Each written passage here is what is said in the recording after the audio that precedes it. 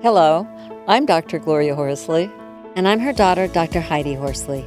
Heidi and I want to welcome you to Open to Hope Conversations, the podcast.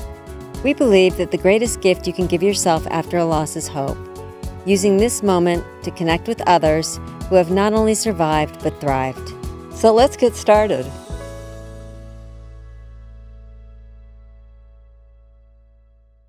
Welcome to the Open to Hope Show. I'm your host, Dr. Gloria Horsley, with my daughter and co-host, Dr. Heidi Horsley. Well, Heidi, we've got an amazing guest on and somebody we dearly love who's been in the world of grief and loss with us for many years. We've known him since his son Jesse died. So we're going to be talking about treating suicide and drug bereavement deaths today. And would you introduce our guest, Heidi? Sure, I'd love to. Dr. Bill Feigelman is a bereaved dad. He is an emeritus professor of sociology from Nassau Community College in Garden City, New York. He is the author or co-author of 7 books.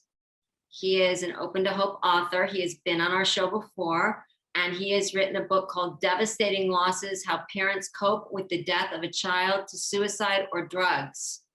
And today, he finished a book chapter of another book, Mom, and the book chapter is called What Grief Professionals Need to Know to Help Traumatically Bereaved Through Suicide and Drug Overdose.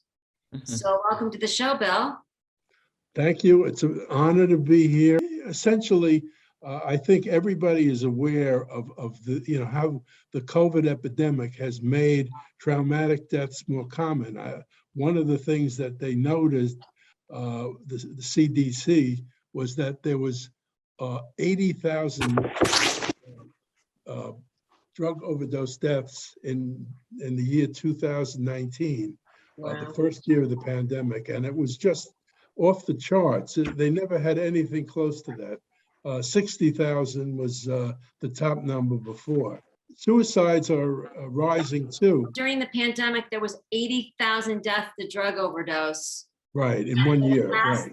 In 1 year, and in the past it's been 60,000, so it was that big of a jump. Right. Wow. And the suicide rate didn't really go up that much, but there's the last year we have suicide figures for is 2019, and there were 47,000 suicides that year. But it's been rising slowly also for 20 or more years, the suicide rate. But no sharp increase there during the pandemic. So it seems, with the preliminary data that is available. But for me, I'm interested in the bereaved, the people who are the relatives of those who die. And there's at least, for every death of that type, suicide or drug death, there's 10 more or maybe 20 more family members or friends who are impacted adversely from the death. And there's I did a paper on this in 2017 in the Journal of Affective Disorders, and we estimated for suicide alone between 45 to 90 million bereaved, just bereaved for suicide alone. So if you simply double that for the drug death bereaved, you might end up with 180. It's more than half of the adult population has some exposure to drug or suicide death bereavement. And so one of the first things I recommended in my paper was that every client, every patient should be asked, have you lost any socially significant person to a drug or suicide death? And if so, does it still bother you now? Because they may have some unresolved grief issues. Mm-hmm. But the essence of what I wrote in this chapter really revolves around social support, or the lack of social support, to people who are bereaved from drugs and from suicide. And we found stunningly high numbers of at least half or more of the people who are, this were parents. We had almost 575 to be exact parents in our survey.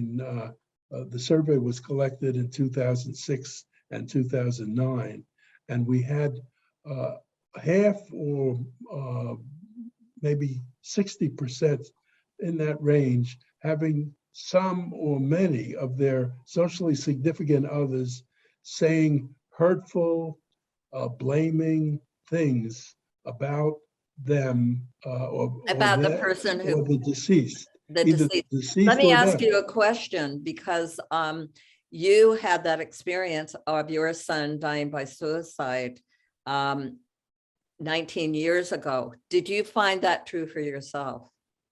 Absolutely. I mean, we lived through this where people, a good so-called good friend and colleague, when I told him my son died, he said, "Oh, I have to sit down and talk to you about it." And I said, "Okay, let's sit down and talk now." He says, "No, I can't talk now. I have to go home and check my mail." And you know, things like avoidance behavior like this, the message was clear that, you know, I can't really be available for you, and yet at the same time I profess to be a good close friend. And other people in our survey reported all kinds of hurtful things. People saying, if it was my son or daughter who died that way, that wouldn't have happened on my watch. I wouldn't have let that happen. Why didn't you get him or her into a better therapy program? And oh, he or she was lazy. They were always self-centered, and, you know, damning comments to the deceased. You know, I mean, So blaming the deceased or family members. blaming the parent Yeah. or the child for the death. You know, that we counted all these statements, and we found that none of the people who lost their children from natural causes heard anything like this. And only one whose child died in an accident, in a car accident, had heard something like this. But half or 40 to 50% of the suicide bereaved had heard this stuff. Wow, that's really shocking. So you know, the message to the clinician really was, and you know, is make sure your patients are finding support in their intimate communities, and if they're not, that they should avert contacts with toxic people who say these nasty, dismissive, or avoidance-oriented kinds of things. Gravitate away from those people and gravitate towards people who are supportive, compassionate, caring, and giving you support. Because in the grief process, you lived through this yourselves, you know, you have to make meaning and make sense of it and talk it through. Use your friends and family as a sounding board. You know, I mean, you talk to a therapist when you have no friends and family to interact supportively with. But when you're you don't always behave with your therapist. You transact in the social world. And They're not with you on Thanksgiving and Christmas also, Right, yeah. or Hanukkah or whatever. Right. Yeah. Who were the most supportive people for you in that time? And how would you suggest to men and women to find that kind of support? Well, we were lucky in having a few key members of our family be very supportive. Some who we expected to be very supportive were not, and we avoided them. And we made a lot of new friends in support groups and in the grief groups. We found a lot of, you know, compassionate, caring, interests, people who were there for us, who we could talk to. And it was, you know, like new friends came in to our lives, and that was very meaningful to us, along with the the reliable people, and then there were some unexpected people who we never thought would show compassion, who did. And we, in the early days, we, like many other, newly bereaved people, we grabbed on to the people who we could talk about our son with, share good memories of his life, and think about his good points. Because one of the things that happens with a traumatic death is people get focused on the death itself and they forget about the rest of the life of the person. We must keep in mind all of those winning qualities, those admirable attributes of those people we lost, and they are the ones that matter in the long run.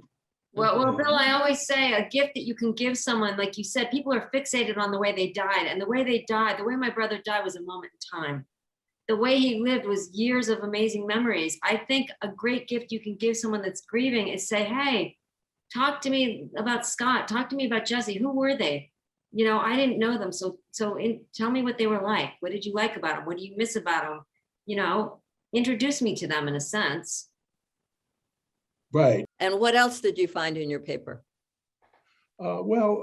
Essentially, the need to make meaning is a public thing. You want to be with other people, talk about the person, remember them, and do all those things to cherish the memory, and also having an environment focusing or encouraging openness instead of secrecy. The people who found it easy to talk about the lost loved one, who would readily talk about it, versus the others who would, I can't talk about it, I have to be secret. Secrecy is necessary. That was the other possibility. Well, the ones who favored the secrecy, they showed much poorer mental health.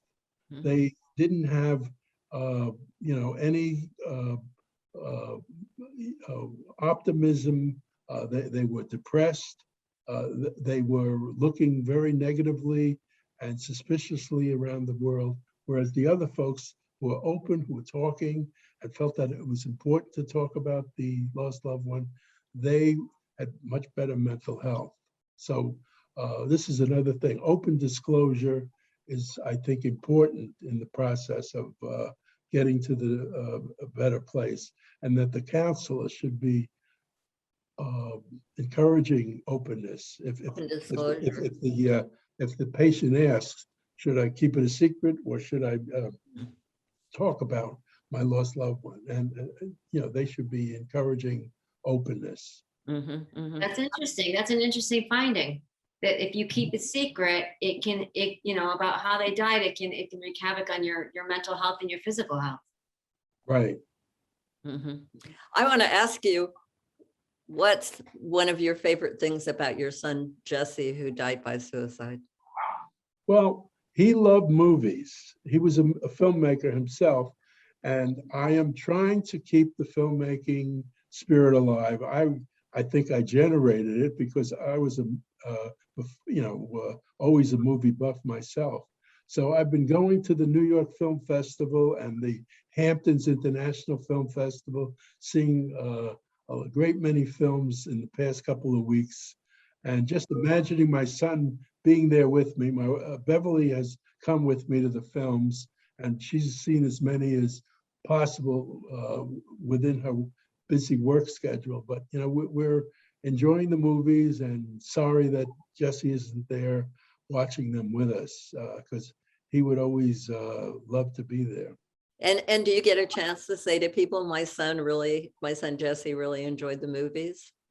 Oh yeah, among the people who we are close to, they know that, and we talk about it. And if we find a good movie, we talk. Oh, Jesse would have liked this one, or he wouldn't have liked this other one. I love it. Well, thank you for all the work you do. Right. And I want to say that you have an article on our Open to Hope site. You're an Open to Hope author, which is an important article. And it is on the fact, questioning some research that you did on whether people divorce or not after the loss of a child, because there's a lot of belief out there that people are going to get divorced and a lot of fear. And you did some research on that, and they can find that on our Open to Hope site. And there's another article that you did there that I like, which was on silence, the healing power of silence.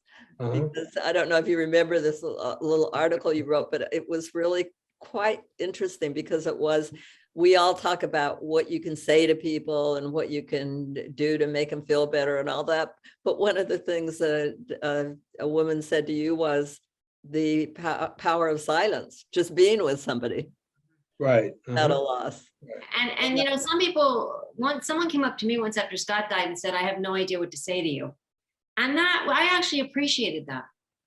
They were there. They said, I want to be here for you. I just don't know what to say. And I liked that, just to be honest. Yeah, no, if they say something like that and they stick around, but Right, they don't just take off when they say that or show some,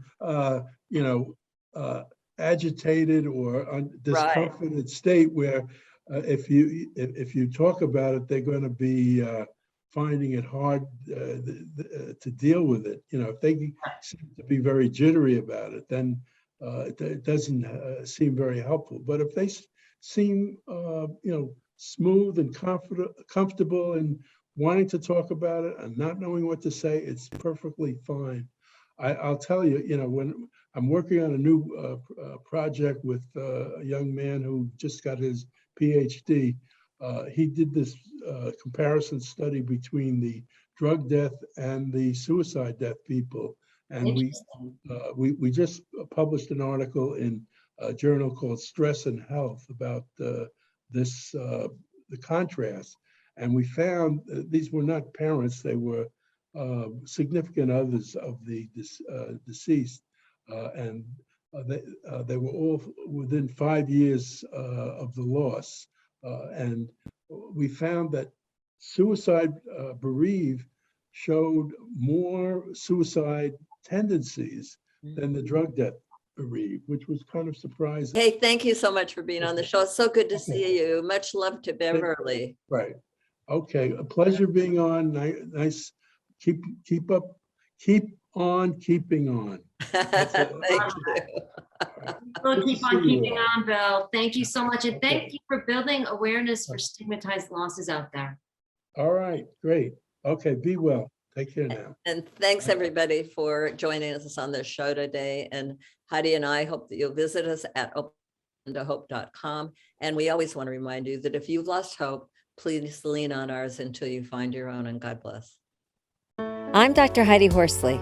You have been listening to Open to Hope, the podcast. You can follow Open to Hope on Facebook, Instagram, and Twitter. To learn more, visit us at opentohope.com and go to Apple Podcasts to subscribe. I'm Dr. Gloria Horsley. Join us again next week for another Open to Hope conversation, where we invite you to lean on our hope until you find your own.